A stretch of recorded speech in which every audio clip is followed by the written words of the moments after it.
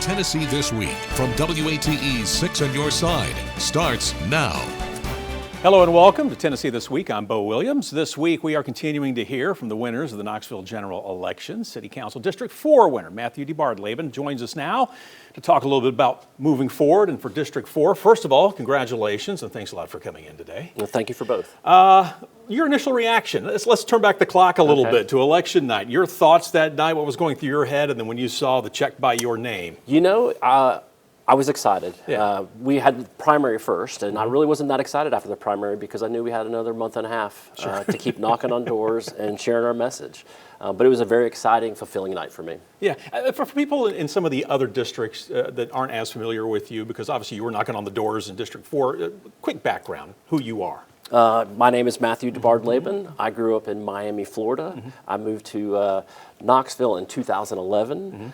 Lived a lot of places in between here and there. I went to school in Alabama. I lived in Chicago, lived in Seattle, lived in Shanghai, China, and then found my place in this wonderful town of Knoxville, Tennessee. My primary work is in commercial real estate. I do a lot of adaptive reuse, so a lot of blighted buildings that you see. I help owners sell those to other people and open local restaurants, breweries, coffee shops. And we've seen a lot of that in your district. Absolutely. I mean, especially there are a lot of those buildings we've seen. We were talking before we went on the air about some of the sites that we have seen and how things are changing. But I do want to ask you, going back to kind of when you were on foot, knocking on doors, what was the biggest takeaway that you heard from the people that live in your district? It's what you just said right there. It's change. Yeah. Knoxville's growing and there's not a stop button. Okay. And I want to be a steward of positive growth in Knoxville, Tennessee. And that growth has great opportunities, but also great challenges. So those opportunities include the wonderful coffee shops, restaurants, things that we have. The challenges include housing. They include our unhoused population. They include traffic on roads and safety on roads. And we just had a story here talking about, you mentioned unhoused. There were 161 deaths that have been recorded. That was a record for the area. What do we do? I mean, it seems like every district, that is an issue. But I know for you have Broadway as well, where that is, you have several areas. You have Carm and that are trying to help a lot of these people. But what is the step forward here? It's a huge issue, especially since 2020. It has grown exponentially. What is the way forward? I think private-public partnerships, really making robust efforts to house the homeless who want to be housed, to provide services for those people who want to have services, and then really working with these community organizations to figure out better strategies going forward. And speaking of strategies, affordable housing is something else, since we're talking about, finding places for people to live and places that they can afford. I know you've been meeting with some of your, there's going to be 5 new faces now on the council. When you look at the current plans in place, agreement, things that need to change, I mean, where do we need to go from here as far as affordable housing moving forward? Well, I'm going to actually talk about attainable housing. Affordable housing is one thing. It requires a subsidy. It's somebody who makes below a living wage. But attainable housing is you and me. It's our sons and daughters. And so attainable housing is housing that people can afford. And I am convinced that there are things that we can do with our zoning, with our codes, with our lot sizes that can make housing more affordable. Okay. So. And we already kind of alluded to the fact that 5 new faces. So have you guys had a chance to get to know one another, because you do come from different backgrounds. Obviously, each area has its own concerns, and there is some overlap. But is this a group that's going to be able to work together, come in, work with the mayor as well? It's not common you see 5 new faces all at one time. So how is this going to work? It's going to work well. Okay. The 5 of us have really gotten to know each other throughout this campaign, and then especially since we've been elected. We get sworn in tomorrow, so we enter something called sunshine laws, where we can't actually talk about issues that are going to be voted on. But up until this point, we have talked about how do you feel about housing? How do you feel about are homeless? And we've been able to talk openly and offer solutions.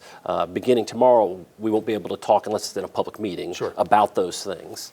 But we plan on actually meeting once a month for an hour as a public meeting to be talking about these issues. Yeah, and we do want to remind everybody, we're recording this on Friday, so when you say we're being sworn in tomorrow, so this is the 19th, so yes, no. But looking at, we've already seen a lot of development in your area, and of course a lot of people when they think this part of town, the multi-use stadium and all the plans that are coming. It seems like they will be going into there. Of course, that'll bleed over and help out, was that District 6 as well. Anything you can take from that and some of the development you've already seen now? You said people want change. Well, can buildings like that lead and inspire, I guess, the growth and the change? Yeah, absolutely. I think one of the prime examples I've seen is actually in the 6th District. And it's a private development. And what it is, it's right off Magnolia and Cherry Street. And it's a pizza shop with a beer tap room. Yeah. And it has all the neighborhood coming together. And what it has done, it's created a third space in a neighborhood where people can get to know each other. And I think as we create these opportunities for local small businesses to thrive, we create third places. That's how we create communities. Yeah. Is there something too taking from other areas, whether it's West Knox, South Knox, where maybe someone has been successful and say, well, let's bring this over on this side of town as well? Yeah, it seems like there's absolutely. opportunity there for, I guess, expansion. Or I think so. I mean, another perfect example is Lakeshore Park. What a wonderful place it is. Right. And it's a result of both a foundation, private family, and then city investment. And we have a park like Shahowie Park, Right. where the same thing can be accomplished. Yeah. Obviously, rural also is a big player in all of this. And you have rural opportunities or areas in your district as well, and for some of that, and that's part of the beauty of our area as well. So how do we preserve that as well, as continue to change and grow? I think that's going to be one of the biggest challenges we have, Okay. but it's super important to protect both our rural communities as well as our open land spaces. And the city right now is working on a parks plan. It's a 10-year vision plan, so that'll be part of doing that. But the city and county really need to work closely together because there are areas, I'll name Mascot as one, where we need to protect agricultural land. Yeah. What's number one on the list, or when you look at the list of prioritizing for you coming in, or like you said, you've had a chance to talk with some of your future colleagues here. How is this? What does it look like to you for the city? I know it's probably like everything. I have three number ones. Okay, so that's fine. Well, what's tied for the? But one of them is attainable housing. Yeah. Okay. Really getting a good development happening. Sure. Good attainable housing, so that people can buy into the market and afford to rent. Yeah, and as far as obviously, I guess kind of tied into there too. I mean, you've got to be able to get to and from streets, sidewalks, things like that as well. I mean, is that part of the? When you build these neighborhoods and you create this environment. Well, I want to see a lot of infill. So I want to see where there's already a lot of structure there, places where there are sidewalks or roads already. That's part of affordability, is that the city is not having to put in new sewers, is not having to provide new schools or services, because we have neighborhoods like Lonsdale as an example. Sure. Even actually just a mile from here off Broadway, there's an 11-acre site where there's going to be multifamily housing. Right. It's going to be scaled very appropriate to the neighborhood. But the service is already there, so it's not costing the city money to add to this growth. I know you said the new council members had a chance to get together. Have you had a chance to much time with the mayor yet, or will that be after you're sworn in? We all met with the mayor individually. Okay. We were at our Christmas party last night, along with city staff. So we've had opportunities to meet with the mayor as well as the leadership in her office. And how about, because I know we've had a number of your future colleagues here, and how is all that going to work? Do you feel that there's some give and take? Because obviously not everybody's going to be on the same page, or agree, I should say, on certain things, but do you feel that this is going to be a group, as well as the mayor included in that will be able to work together? Or are you positive? Oh, I'm positive. I'm bullish on Knoxville. This is going to be a really exciting council, working with the mayor's office. Yeah, and again with 5 new faces, that's, I don't think, 5 new, fresh ideas coming to the table as well. I mean, nothing against what those are the people you've replaced, but it is a whole new group. Yeah. It is, and it opens up a lot of opportunity. It does, and I'm excited for the 4 that are already on council that have the experience. And so I think it's going to be a great team. All right, fantastic. Well, we appreciate you coming in. I know this won't be the last time that we have you in, so we've got years to go here. So we appreciate it very much. All right, thank you. Pleasure as always. And hey, stay with us. We have much more of Tennessee This Week. We'll be talking with our pundits when we come back. Welcome back to Tennessee This Week. A moment ago, we heard from Knoxville City Council District 4 winner Matthew DeBardelaben. Now let's bring in our panel of pundits to discuss what he had to say moving forward. Joining us as always, Courtney Piper, Craig Griffith, Michael Covington. Great to see you guys. Glad to be here. Michael, your thoughts first of all, District 4, that race in general, and DeBardelaben, what is he going to be bringing to the table here? Is that the right guy there? I think he is the guy. I interviewed him earlier this year, and he really had solid ideas about his vision for that role. I've learned a lot more about the responsibilities of a city council person now that many issues have been fleshed out through the campaign. Right. I think this core group of council persons going on is battle tested. They've had some issues they've had to follow. They've had to give opinions that let voters know where their heads are about things. And I think this gentleman is going to do just fine on city council. Yeah, Courtney, what do you think? I mean, we have 5 new faces coming together here, which is something you don't see every day. True, and Matthew is my new city council person, so I am, and also I contributed to his campaign. Do I need to disclose that? Yeah, we won't mention that. Yeah. I'm much? really, Okay.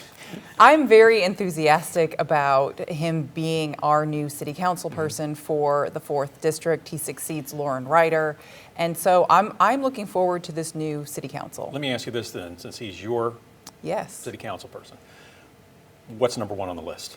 What would, I mean, as far as that area, District 4, he mentioned attainable housing was high on his list. We talked about homelessness. We talked about some other topics.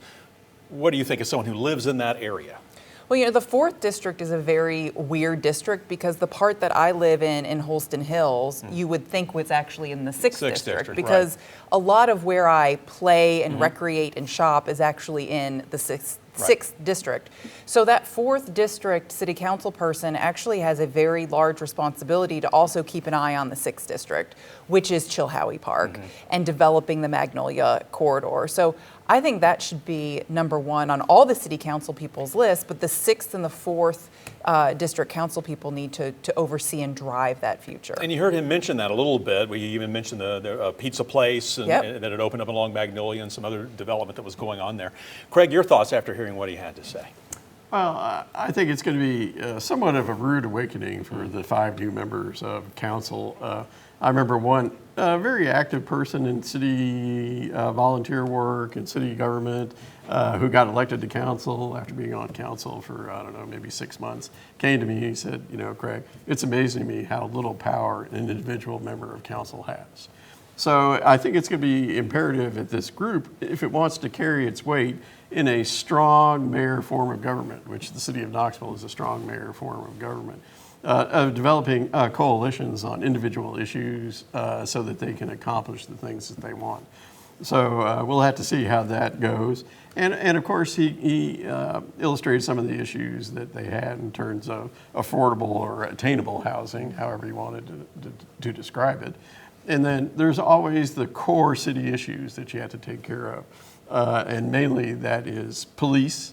Do people feel safe in their own homes? Fire is important, and emergency responses. And then, you know, the public service issues of, you know, picking up the leaves on time. A lot of people disregard those in terms of the bigger issues, you know, like Chilhowie Park and what to do with the safety building and things. But those core neighborhood issues are very important to neighborhoods, especially in this area, because some of the neighborhoods that he represents can be considered transitional.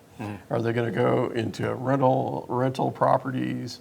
Will they remain single family homes owned by local people? And how you deal with those city services is really important to those transitional neighborhoods. Michael, how about for you? And we've kind of heard your fellow pundits here kind of mention, you know, 4 and 6 obviously have to work closely together. 4 and 5 also have a very long border, if you will, as well, heading up Broadway. So we're going to need to see these council members working very closely together and sharing ideas because they do kind of overlap. People will go in and out of both of these districts. One thing that I think will be very beneficial to the cohesion of the new council is if the mayor challenges them early with an issue that causes them to make a vote that establishes who they will be in the next couple of years. If another controversial issue was raised in the next 6 months, let's say, that would give every new council person a chance to make a motion, second a motion, let the community know who they are. Now that council persons are elected in district, we need to do a little bit more in terms of vetting them once they're in office to see where their heads are. All right. Any other thoughts here moving forward? We got a couple of topics we want to touch on. Yeah. Well, Yeah, like I said, this was a strong mayor form of government here, so it'll be imperative that they develop these coalitions with the 5th, 6th districts to get things done. And it'll be interesting to see how this plays out. Their first meeting will be in January. That's right. So we'll get our first idea. Not technically on Saturday, on last yes, Saturday. they'll have their swearing in. They'll have right. the swearing in, but also a council meeting to elect their representatives to the beer board and things like that. Right. So their first real meaty meeting will be in January. All right. Switching gears now this week, a quorum was restored to the TVA Board of Directors following Senate confirmations. Let's get your initial reactions. Courtney, I'll start with you. Your thoughts here now moving forward for TVA. This is welcome news for people in the Valley. The Tennessee Valley Authority has been charged with this responsibility to carry forward America's nuclear renaissance and President Trump's American energy dominance agenda. But they have not had a quorum, so that they cannot do the business that they need to do to fulfill those responsibilities. Now they have this quorum. But this quorum also comes with a lot of uncertainty and speculation. There are folks in the industry that think that once this new board is seated, they might get rid of the new CEO in favor of whomever President Trump might want to put in that position. A integrated resource plan needs to be approved by the board. There will be a lot of education for these 4 new board members in terms of what is that, what does it do, and how does it benefit the people of the Valley.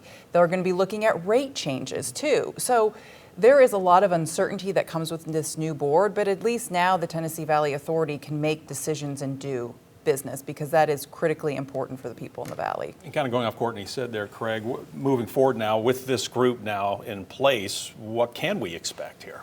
Well, I think the TVA CEO probably should dust off his resume.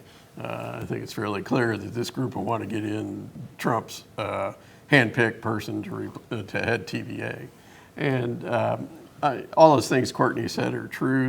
And this group is being pushed by Senators Hagerty and Blackburn to move nuclear energy forward. But I will say that in the last 2 out of 3 years, the TVA has had rate increases. And I think that while we're wanting to move full speed ahead in nuclear, it's the individual homeowner that gets their bill in the mail every month.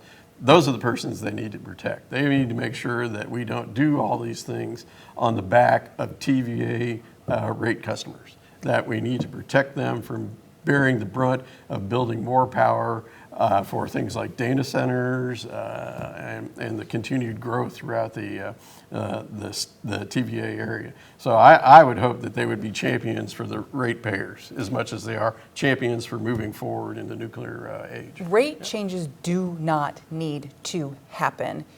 It is the easy fix, right? We need more revenue, let's do this, but it does not need to happen. What TVA has not explored are more public-private partnerships where they can get capital at a cheaper rate rather than having to tap into their debt ceiling or do those rate changes.